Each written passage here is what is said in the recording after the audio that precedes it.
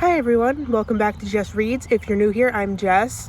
Today I thought we would do my April TBR, except it's not really, I don't want to call it a TBR because I'm not totally sure that I'm going to get around to reading them this month, so we're just going to call it my April hopefuls.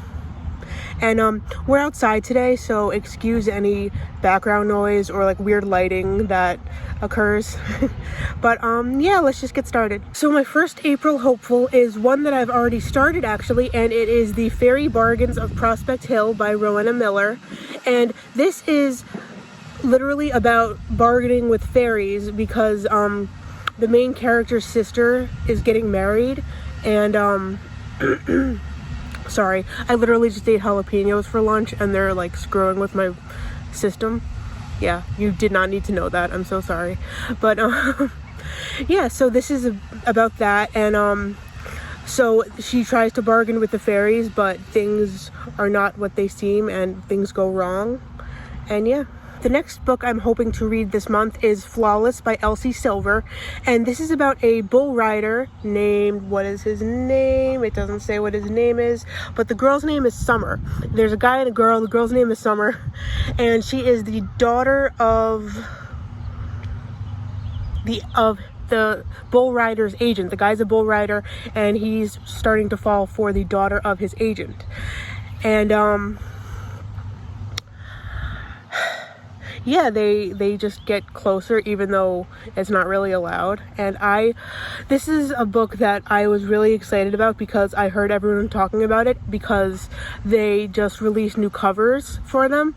I don't have the other two books in the series. I just bought Flawless to start with, but I'm really excited to read it because I've heard such great things. Next, I want to read Wait For It by Mariana Zapata. Mariana Zapata is an author that I'm really interested in. I've heard so many booktubers and bookstagrammers talk about her, so I would really...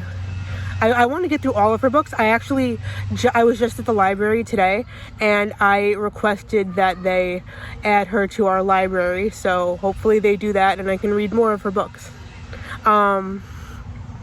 So this is about, it doesn't say much if I'm being honest, but it just says that the woman's name is Diana, and she excuse me, she's having a hard time being a grown-up, and she has a new house, 2 little boys she inherited in the most painful way possible, a giant dog, a job she usually loves, more than enough family and friends, and she has everything she could ever ask for except for a boyfriend or a husband. And then it says, but who needs either one of those? Goddamn right. Sorry.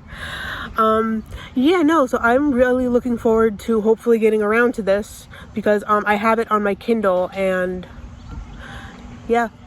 Next, I would love to read Tomorrow and Tomorrow and Tomorrow by Gabrielle Zevin. And I say this in like every video that I talk about this. This was a recommendation by Zoe Reads, or Lifestyle of a Bibliophile. She is a fellow booktuber, obviously.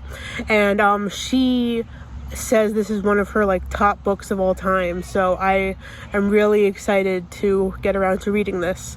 And this is about, let's see, I'll just read like the last paragraph.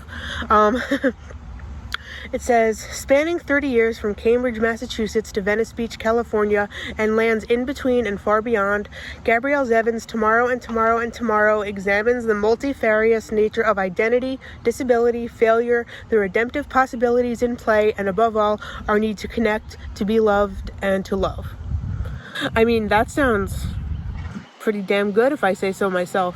So the next book I want to read is Welcome to the Neighborhood by Lisa Rowe, and this follows a single mom who moves to a new neighborhood, and she gets into like conflicts with the neighbors. So I mean, it seems like the synopsis doesn't say too much. All it says is that there's a woman who has her eye on Ginny's new husband. Oh yeah, the main character's name is Ginny. I probably should have mentioned that. As I mentioned in previous videos though, this is very Gilmore Girls-esque. You're probably like so tired of hearing me say that because I've said it in every video where this book is mentioned, but yeah, so this book follows Sloane, and she is this, like, she can't get her life on track, and one day a dog jumps into her car and, like, changes her life for the better. But this dog is already owned by this, like, musician who's on tour in Australia, and he wants the dog back. So they, like, start texting back and forth, and soon they start falling for each other. But, you know, there's still the problem of the dog. So